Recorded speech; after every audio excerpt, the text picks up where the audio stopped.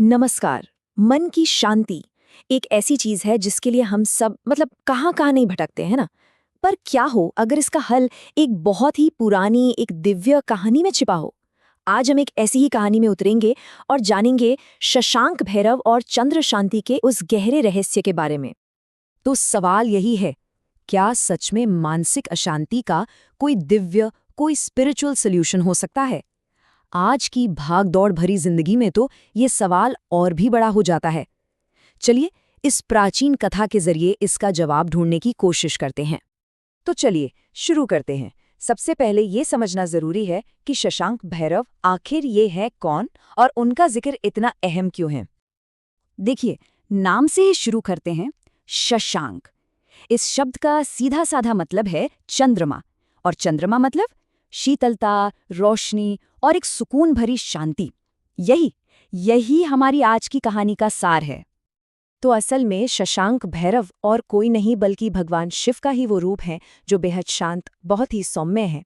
ये रूप प्रकट ही इसलिए हुआ था ताकि मन को शांत किया जा सके, जो भी दोष हैं उन्हें मिटाया जा सके और अंदर की जो पीड़ा है उसे दूर किया जा सके। कह सकते हैं कि ये शांति का एक चलता फिरता स्वरूप है। कहानी में अब आगे बढ़ते हैं। अब हम उस मोड़ पर आते हैं जहां एक बड़ी समस्या खड़ी हो जाती है। एक ऐसी अशांति जिसने हर किसी को अपने घेरे में ले लिया था। कहते हैं एक जमाना ऐसा था, बहुत पहले की बात है, जब देवताओं, ऋषियों, यहाँ तक कि आम इंसानों के मन में भी एक अजीब सा मानसिक अंधकार छाने लगा था। एक तरह की ग्रह पीड़ा बढ़ने लगी थी। ये कोई बाहरी दुश्मन नहीं था, बल्कि एक अंदर का संकट था जो सबको परेशान कर रहा था। और जानते हैं इस पूरे अंधकार की वजह क्या थी? वजह थी चंद्रमा का दूषित हो जाना। और जब जब ऐसा होता था तो पृथ्वी पर उदासी, डिप्रेशन, झगड़े, मतलब हर तरफ एक इम्बैलेंस सा फैल जाता था। लोगों का मन हर वक्त बेचैन रहता था। अब सोचिए, हालत इतनी बिगड़ गई कि सारे देवता मिलकर भगवान शिव के पास पहुंचे। उन्होंने प्रार्थना की, हे महादेव, इस मानसिक अंधकार को खत्म कीजिए। ये सिर्फ एक प्रार्थना नहीं थी, ये मदद के लिए एक गुहार थी। और जानते हैं शिव ने क्या किया?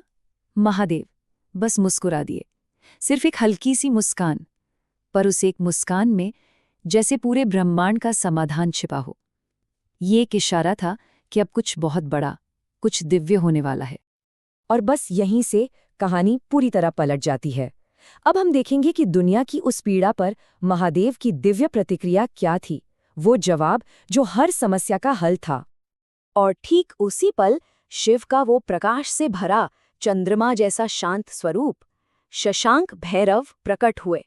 उनके माथे पर एक पूरा चांद, एक पूर्ण चंद्र चमक रहा था, जिसका तेज ही उस अंधकार को मिटाने के लिए काफी था।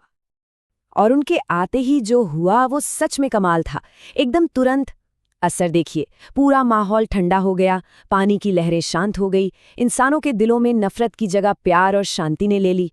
और सबसे बड़ी बात, चंद्रमा का वो दोष, वो पीड़ा हमेशा हमेशा के लिए खत्म हो गई। तो अब जब प्रॉब्लम सॉल्व हो चुकी थी, चलिए अब शशांक भैरव के उस दिव्य और शांत स्वरूप को जरा और करीब से जानने की कोशिश करते हैं। जरा उनके स्वरूप की कल्पना कीजिए। चेहरा एकदम सौम्य, लेकिन उसमें एक तेज है। माथे पर जगमगाता हुआ पूरा चांद, शरीर ऐसा लगता है जैसे चांदनी से ही गढ़ा गया हो। और उनका वाहन या तो सफेद सिंह या फिर नंदी, मतलब उनका हर एक अंग, हर एक चीज बस शांति और शीतलता ही दर्शाती है। और तब उन्होंने एक वचन दिया, एक प्रॉमिस किया कि जहां भी मन अशांत होगा, मैं वहां एक चांद की किरण बनकर कल्याण करूंगा। मतलब ये बात साफ है, उनका मकसद ही मन को शांति देना है, सुकून देना है। तो ठीक है, ये तो हुई पौराणिक कथा, पर इस पूरी कहानी का आज के जमाने में क्या मतलब है? चलिए आखिरी हिस्से में समझते हैं कि शशांक भैरव की उपासना से असल में मिलता क्या है।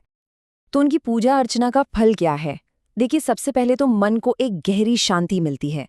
फिर ज्योतिष के हिसाब से जो चंद्र से जुड़े दोष होते हैं वो खत्म हो जाते हैं। इच्छा शक्ति मतलब विल पावर बढ़ता है, परिवार में माहौल अच्छा होता है, और जो आजकल की बड़ी समस्याएं हैं, डिप्रेशन, एंग्जाइटी, ये भावनाएं भी दूर होती हैं।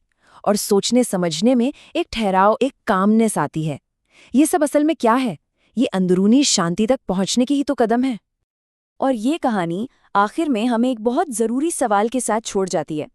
आज के इस दौर में, इस भागदौड़ में, हम सब अपनी शांति की वो चंद्र किरण कैसे ढूंढ सकते हैं? इस पर ज़रा सोचिएगा ज़रूर।